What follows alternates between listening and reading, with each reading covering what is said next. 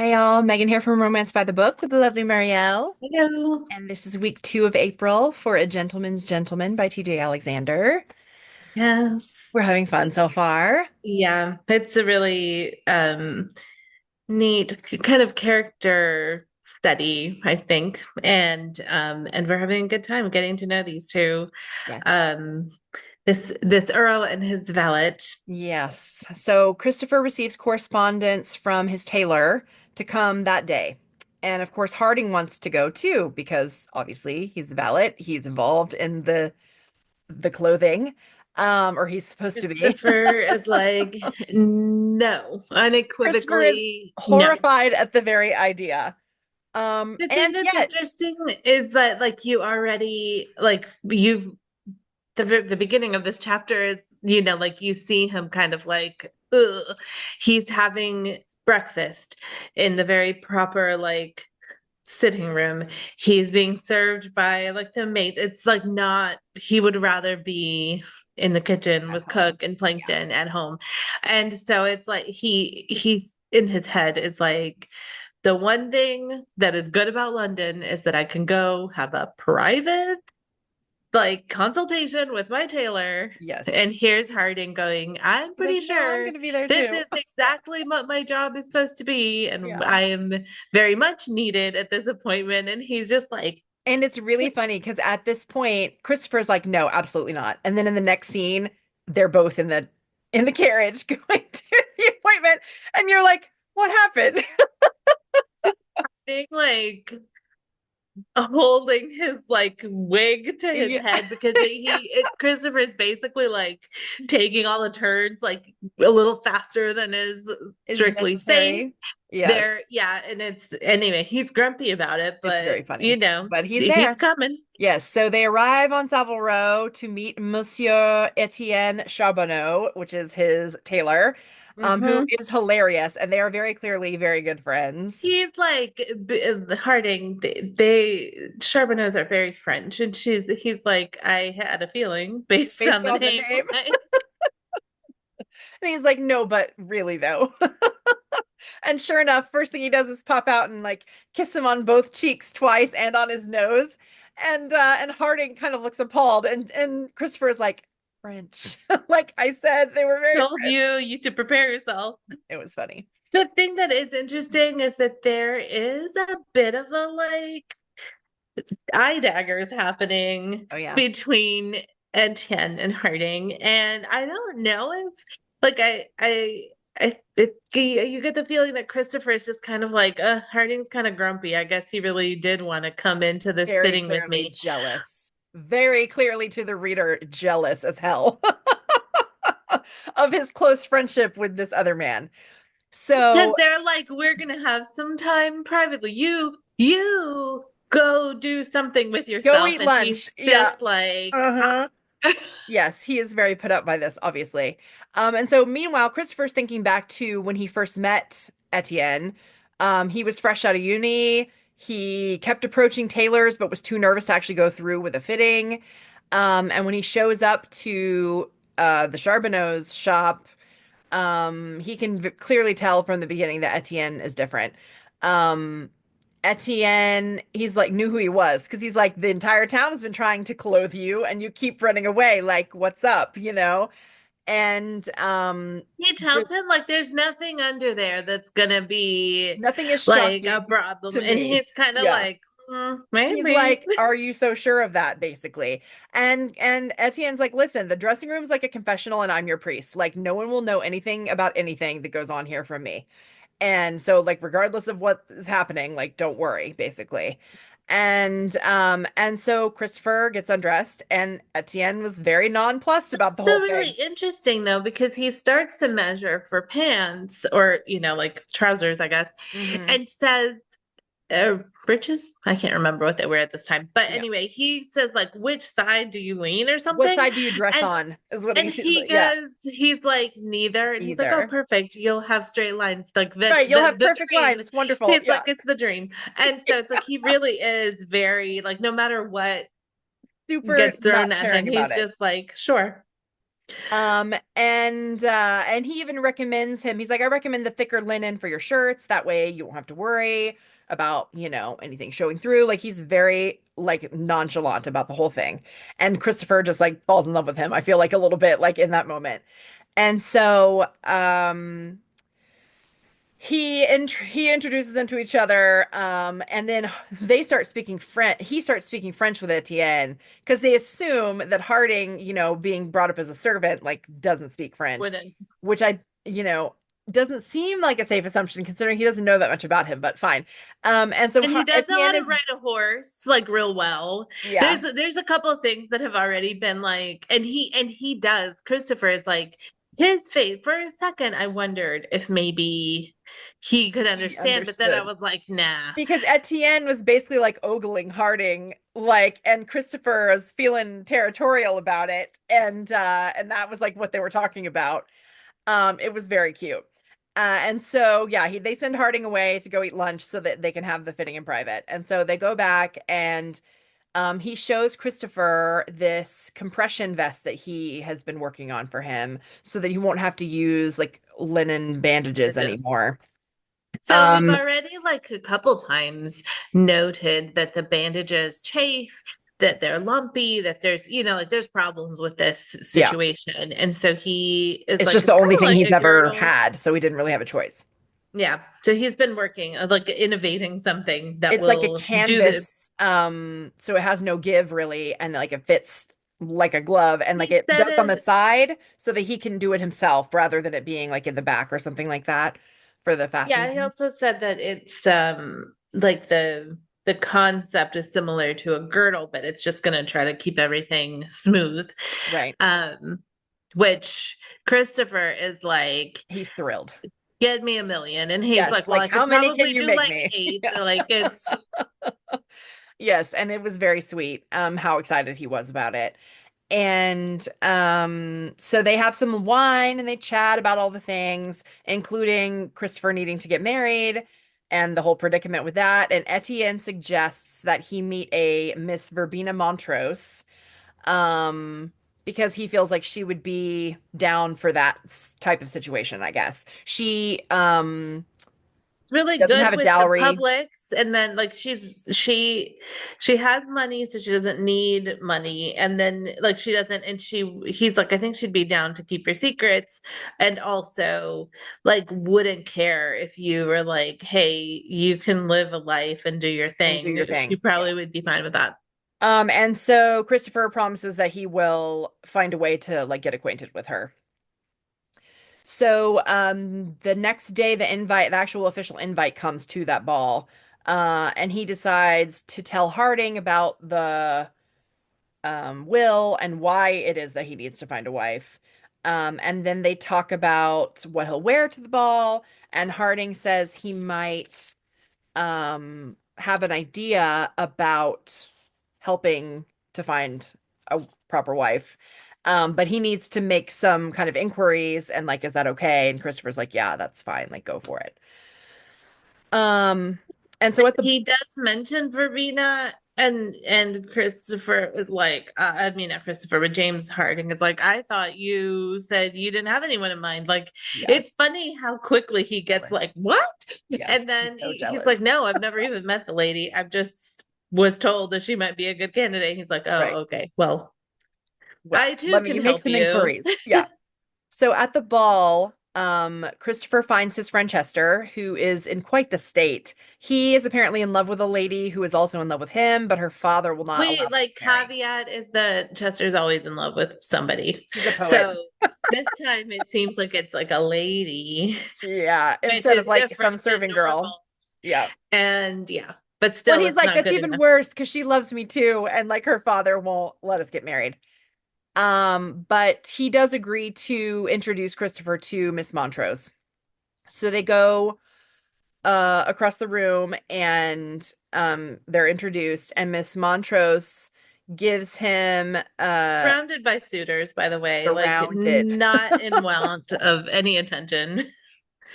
And so, but she's trying to kind of back out of this, it seems, because she's like, oh, lovely, let's go take a turn about the room, right? So her and Christopher walk off. And Trying to get her to dance with them, and her dance card is empty. So she's like, Christopher is like, "What's this?" and she says, I can't, I think is what she says. I can't dance. Um, or I don't dance. I can't remember what she like how she She phrased it. at first acts like she doesn't kind of, and Right, like she then doesn't later want she's to. like, "I Yeah. mean, I can, but my like I hurt my foot," and you're like, Right, like I "Okay, broke my that ankle a you're." while back and the doctor said I shouldn't like tax it or whatever. And so he's kind of like, okay. And so Is as this they're the walking same around, foot that they're walking around on all night? Okay. right. As they're walking around, she is giving him the hot goss on like everyone in the room. Um, including this one very sad looking Lady Belinda, who's the daughter of the Duke. Her older sister disappeared like 10 years ago, never to be heard from again. Everybody presumes her dead, and she's always looking very morose, and everybody kind of assumes that that's like why That's still. why. Um, and he's as this is all happening, he's like, she's a delight. I would love to be friends with her, but like clearly I can never trust her with my secrets. Like she's a gossip, right?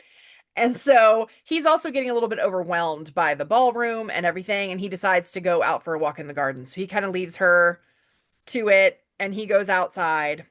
She's a gossip, and also she enjoys like the social scene like a lot. And Right. he's kind of like, "Oh, She this can't is live in the like she's country. great, but I don't think this is gonna be the right fit for Yeah. a wife." So he's out in the garden and he hears a couple talking, He and hears a voice that he like immediately is like, "What? yeah, Who is this?" he immediately recognizes that voice, and it is Harding. And he is talking to a woman, and he calls her B. Like it's clearly a intimate like nickname for this person that he's He talking calls to. her B, and Christopher is like, he makes an entire like Scenario. backstory in he's like, these people have been lovers. They clearly have like and he's so mad about it. He's like, And he's he out here hears Harding having a make plans for tryst. them to meet up later. And so that's when he really is like, oh, this cannot happen. Like, I will stop this. Right. He's like, she is the daughter of a duke, and Right. Like, this this guy poor is woman. Like, well, and it's like he says, like, I'll meet you at midnight. He's like, that's 30 minutes from now. Like he's on it. yes. And so when he sees her leave and he realizes it's Lady Belinda, the sad lady we mentioned from before. And so now he's even more confused and he feels really sorry for this lady. And he's like, I have to stop this. And so he goes to his carriage and he's like, where, they've hired their driver or whatever. And he's like, we need to go to Grosvenor Square. And he's like, oh, your man told me he had to go run an errand and that I was supposed to wait for him. And he's like, well, change of plans, right? So he goes to the Duke's house and he's kind of like parked out there and he sees up in the window like there's a candle and, there's two people. And so he's like, how am I going to do this? Like, if I knock on the door and wake up the household, it's going to be like a I know whole where, yeah. thing. Yeah. So he He's like, decides, and he's like, I don't want to get this girl in trouble or anything, but right. so he's gonna climb up this trellis with this bushes, and the whole thing is like falling down. I'm like, it's like Oh, God. peeling off the side of the house, but Oh, he is no. sure climbing What up could go there. wrong is what I wrote in my notes. So many things. So he makes it to the top of the window, but the trellis gives Yes. way and he has to basically like throw himself through the window. Partially open window, and Yes. he's in there like, "Ugh," because the bottom of the stuff that he's standing on is falling. So yeah, Everyone is shocked as hell because he tore down the front of the house, right. and Well, and it turns out that Harding used to work in this house growing up. They grew up together. That's why he calls her B. He's known her since he was a little kid. He thinks that she he would be the said, perfect she's candidate. like my sister. And He does. then And all he's of a like, I sudden, think she would be the Christopher perfect is like, candidate oh, for a wife. whoops. And Christopher's like, oh, Suddenly, I am not so righteously angry and irate anymore. oh my gosh. And so before they can settle the details of maybe this happening, her father returns to the house. So Christopher and Harding have to hide in her wardrobe. which seems real big from the tiny, outside, but with two men inside of it, not so much. itty bitty, itty bitty. They are on top Very, of each very other, close quarters, yes. And and everything is touching. Christopher's breathing, and Harding is like, It's please, shh, it's and all sticks very his sexy. hands in it. I think he's trying to shush him, but his fingers Yes. end up in Christopher's mouth, and Christopher is like, oh noes. Oh no, I like I this. He's like, I think my pants are going I to discovered a thing with about myself problem. in this moment. So after Belinda like gets rid of her dad and frees them, she does agree to marry Christopher, and then Harding and Christopher That's get the hell out of something there. like someone should be happy. Like she's kind of like someone around here should get Right, like at least this will should be be pleased. useful, right? Um like I can't have what I want, I think is something like what she said, and so I might as well help you get what you want, Yeah. basically. So they get the hell out of there quickly. And so Christopher starts a campaign of like calling on Belinda during the week and going for walks and Going. bringing presents and courting her properly. They go to on a walk with like a chaperone and Harding, and Belinda gets kind of weepy, She just and like he's bursts into trying to tears, help her poor out. thing. He's like, look up, and I'm gonna, and the chaperone, like she's taking her job real serious. So Very she is serious. like, Well, hey. especially after the older sister ran off and nobody knows what happened to her. They're like clearly watching the younger sister like a hawk at this point. So he's like, no, no worries. She just got a little dust in her eye.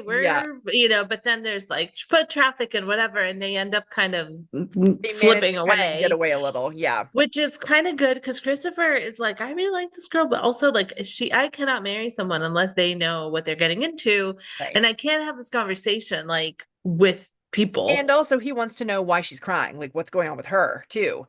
And so she admits that she's in love but can't marry the man. And Christopher realizes that it's Chester, his friend, that was so upset the other night about the woman that he loved and couldn't marry. And Christopher's like, "Well, I can't have that. Like, first of all, I'm not going to steal the woman my friend's in love with. That's insane. And second of all, Like if these you have a people, chance to be in love and happy and married for yes. love, then do that. Which Belinda is like, you think? Right. Well, He's he's like, like, I'm going to help you marry the man you love. And she's like, really? And he's like, yeah. And she's like, I mean, okay, great. Like, like ruins all your plans, but yeah. all right. And so he and Harding come up with a plan. First, Christopher We is like should the we should go-between. mention that Harding is real grumpy about this. Like Yeah. he's just like, why we had it was a good We plan. had a good plan. Everything was going. Yes. Um, And of course, this so is a girl that he cares a lot about, and it would be nice for him to have like more contact with her again. But he's like, ugh, fine, love, like I get it. So he decides to help. So Christopher starts becoming the go-between for a lot of letters between Belinda and Chester, but also between Christopher and Harding and people that they need involved in this like scheme that they're coming up with. And so plans are being refined. Christopher bought like a fancy, very fast carriage. And so the night that they are set to leave, when Belinda shows up, she's a bit disheveled and she's like, "Oh my gosh, the footmen saw me leave. Like we don't, they're right behind me." And so they got to go. The game is afoot, is what I wrote in my notes. So Christopher doesn't have much of a head start as he was hoping for. And as he's like taking off, he can see the Duke's carriage is like coming after him and like fully chasing fully him chasing him. down the streets of London, and he's trying to like Hot give them the pursuit. slip and get out of town, but that Duke is dogged, and he has a But yeah, gun. not only the driver, but the Duke himself, who is in the carriage, leaning out the window with his dueling pistol, shooting at Christopher, which is not something that he accounted for in his plans. Let me tell you, he is very put out by this because he's like, all of this goes to shit if I get dead right now. Like, this cannot Yeah. happen. So, Christopher finally pulls over after like the second shot goes wide, and he's like, I purposely shot wide. Like, I'm gonna shoot you next time. Like, pull over and unhand my daughter. Basically, he's like yelling to him. He pulls over, and then he's like, oh, What? I thought I didn't realize it was you. So what's And going the on? And he's just like, "Where's my daughter?" And he's like, "I have no idea." well, and the Duke at first is like, Christopher, like what you would have had my blessing. Like, why are you taking off with my daughter? Like, this doesn't make any sense. And Christopher is like, what are you talking about? Like, I don't have your daughter. And of course the Duke is like, okay, sure. Like everybody saw her get in your carriage, and he like busts open the door. And inside the carriage It's a whole other are lady. Miss Montrose, her maid, and Etienne. They are clearly the decoy. So, Harding is driving a dog cart, very unassuming, very staid, very speed limit like, with the couple on another route, and now they'll definitely make it because there's no way that they're going to be able to mount a search party on like every route out of London to find them. Yeah. And then their plan was to go to Gretna Green, which, Yes, it's like right over the border, famous and spot yes, where once they get there, they can get married and no one can stop them. So, yes, exactly. um, but Um, the poor Duke is like, "But where's my daughter? Because someone saw her leave." yeah. And Well, and he's like, who's you're helping somebody kidnap my daughter, and Miss Montrose very clearly is like, you said she left on her own, so is it kidnapping? Question mark. And Christopher is like, if the Duke's looks could kill, like it's a good thing that was look and not a bullet. Basically, like he yeah, is very unhappy about that. yeah. And So but she is like part of the plan is the fact that she loves to be in the know. So she is yes, like, I am going to write all the letters. They're going to be so fun. And Christopher's yes, like, you make be nice. sure that you are, yeah, be nice. She's like, I promise it's not going to be too bad, but it's Well, going and to be Christopher does feel a little bad because obviously this man has already lost one daughter. Like that's part of the reason why he's behaving so like crazily. like And the and concern is not like you can understand why right. he's So he's like, like don't be mean. Like, don't paint him out to be some kind of like villain or something. Like, that's not what's happening he's here, like, oh, basically. it's going to be a misunderstanding, Yeah. but still. And so Harding gets home a few days later. He's exhausted. The newlyweds are going to stay in Scotland for a few weeks before coming home to face the music because obviously they need to get up some gumption before they do that. So Christopher, He's like, dead tired. yes, And Christopher's like, "Ooh, you look like you like, have here, not slept." sit. And he's like, "I have not slept." He like sits him in Christopher's own chair. He's like attending to him, like as if he were like the Lord. And in fact, the one of the hired like footmen or whatever comes in with the mail and is looking at them like he's What standing, is Harding this? is sitting, like what's happening? Um, and he's getting him food. It's very cute. And so in the mail is a letter from a doctor back home at Eden who has been treating Plankton. He's very sick, and Christopher needs to go home now. And Harding says he's going to handle the arrangements. And Nick Christopher like is shocked, like this is unexpected, but also it's like he's like kind of paralyzed with fear. Like he's just like, "Oh no." And yeah, and Harding is like, "Well, I'll take care of it. yeah, Well, we'll go. And he's like, no, you're tired. And he's like, no, like, we're going to go. It's fine. He's like, I'll sleep in the carriage. So, yeah, that's the end of this section. And obviously, a lot more to come for next week. So, we'll see you then. yeah, see you then."